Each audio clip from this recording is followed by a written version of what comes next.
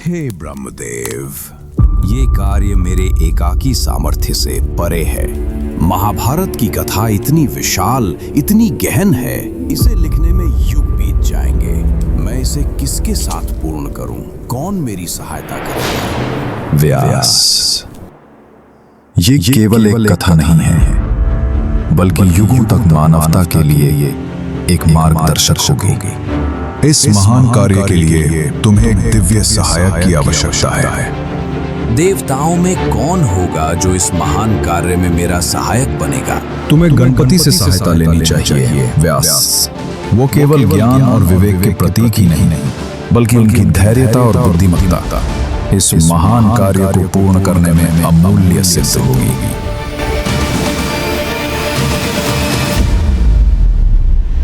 गणेश, क्या इस कार्य में मेरी सहायता करेंगे? क्या मैं उनके योग्य हूँ? गणपति करुणा के सागर हैं व्यास। वे तुम्हारी भक्ति और संकल्प को देखेंगे। उनकी शरण में जाओ और अपनी विनम्र प्रार्थना से उन्हें इस महान कार्य के लिए सहमत करो। यदि गणेश ही मेरी सहायता कर सकते तो मैं उनके पास जाऊंगा, चाहे बर्फ से ढकी पर्वत शिखर हो या कठिन और पथरीले मार्ग।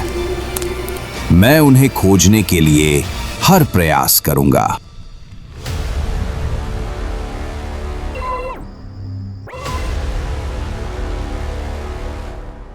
आओ व्यास, मैं तुम्हारी प्रतीक्षा कर रहा था।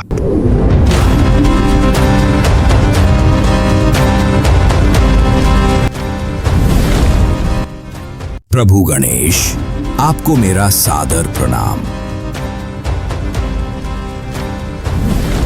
मुझे महाभारत जैसे महान ग्रंथ को लिखने का सौभाग्य प्राप्त हुआ है, परंतु ये कार्य मेरे अकेले के सामर्थ्य से परे है। व्यास, तुम्हारी भक्ति और ज्ञान ने स्वर्ग तक को प्रभावित किया है। मैं तुम्हारी सहायता करूंगा, लेकिन मेरी एक शर्त है। कृपया बताइए प्रभु, आपकी क्या शर्त है? मैं बिना रुके लिखूंगा, लेकिन तुम्हें बिना झिझके, बिना रुके सुनाना होगा। यदि तुम रुके तो मैं लिखना बंद कर दूंगा। ये उचित है प्रभु, पर मेरी भी एक विनती है। ये कथा केवल वर्तमान के लिए नहीं, बल्कि आने वाले युगों के लिए भी है। इसकी गहराई और अर्थ कभी खोने नहीं चाहिए। इसलिए मैं कुछ श्लोक जटिल बनाऊंगा। बहुत चतुर हो तुम व्यास, मुझे ये शर्त स्वीकार है।